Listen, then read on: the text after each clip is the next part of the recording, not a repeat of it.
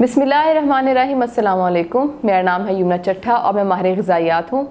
आज की वीडियो तमाम बहनों और बेटियों को, ख़वातीन के लिए सुनना बहुत ज़्यादा ज़रूरी है, क्योंकि मैं चंद अलामात बताने वाली हूँ कि ये वाली अलामात अक्सर पेशेंट्स आके मुझे बताते हैं, ख़वातीन बताती हैं, और इनका हल बहुत आसान है।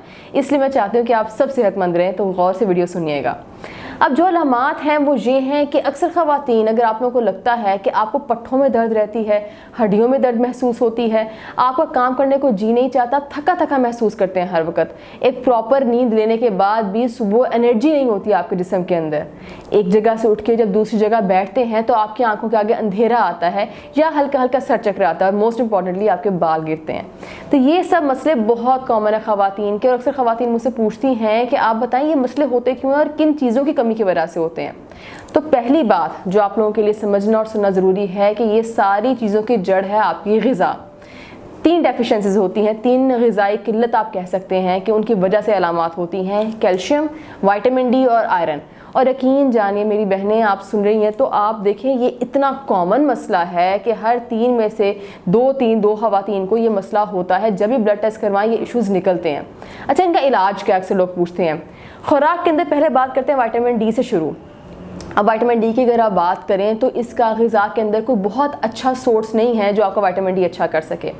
कैल्शियम के लिए आप दूध इस्तेमाल करें, और आयरन के लिए आपको जो है रेड मीट जिसको कहते हैं, जिसको बड़ा गोश्त कहते हैं, वो इस्तेमाल करना चाहिए। इसके अलावा जो आप डिफरेंट सोर्सेज सुनते हैं कि दूध के अंदर खजूर डालें, इनका फ़ायदा नहीं होता। पर इसमें भी एक मोस्ट इंपॉर्टेंट, एक बड़ी ज़रूरी चीज़ है समझना। समटाइम्स जब ऐसी अलामात होती हैं तो खाली खुराक से फ़ायदा नहीं होता। जैसे मैंने फॉर एग्जांपल मैंने आपको विटामिन डी की बात बताई कि विटामिन डी आप चाहें भी तो खुराक से नहीं ले सकते, और कैल्शियम पूरा करने के लिए कितना ही दूध पी लेंगे आप पूरा दिन, क्योंकि उसके अंदर भी अगर आप दूध भी एक लिमिटेड अमाउंट से ज़्यादा पीते हैं तो आपको मोटापे का मसला आ जाएगा। तो इन चीज़ों को हल करने के लिए आते हैं सप्लीमेंट्स। और देखिए मेरी बात गौर से सुने, जितनी भी घर बैठी बहनें हैं, हम लोग, मुझे पता है कि हम सप्लीमेंटेशन से बहुत डरते हैं कि पता नहीं दवाइयाँ होती हैं जिसमें में जाके क्या कर देंगी, पर यकीन जाने अगर आप इनको नहीं ना लेंगे फिर ये ज़रूर कोई गड़बड़ करेंगी। तो सप्लीमेंटेशन का प्रॉब्लम बिल्कुल नहीं होता। अगर आप लोगों को ऐसी कोई भी अलामत है, आपने विटामिन डी, कैल्शियम का और आयरन का सप्लीमेंट लाजमी दिन में लेना है।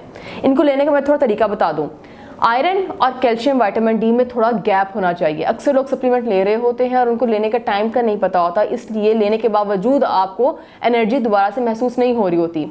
कोशिश करें आयरन का जो कैप्सूल है, आयरन का जो सप्लीमेंट है, वो दिन में लें नाश्ते के साथ, और शाम 5 बजे जो हमारा स्नैक का टाइम होता है उस टाइम पे विटामिन डी कैल्शियम वाला सप्लीमेंट लें।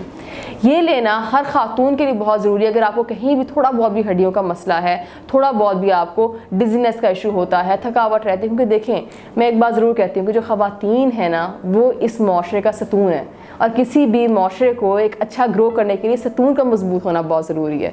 इसलिए अगर आप चाहते हैं कि एक अच्छे माशरे को आप जन्म दें तो इन छोटी सी आसान सी तदाबीर पे लाजमी अमल करें, अपनी खुराक पर, अपनी सप्लीमेंटेशन पे प्लीज़ तवज्जो दें। उम्मीद है आपको वीडियो पसंद आई होगी और आप इन तदाबीर पे लाजमी अमल करेंगे। इंशाल्लाह मिलते हैं दोबारा एक और नई अवेयरनेस वीडियो के साथ। तब तक के लिए अल्लाह हाफिज़।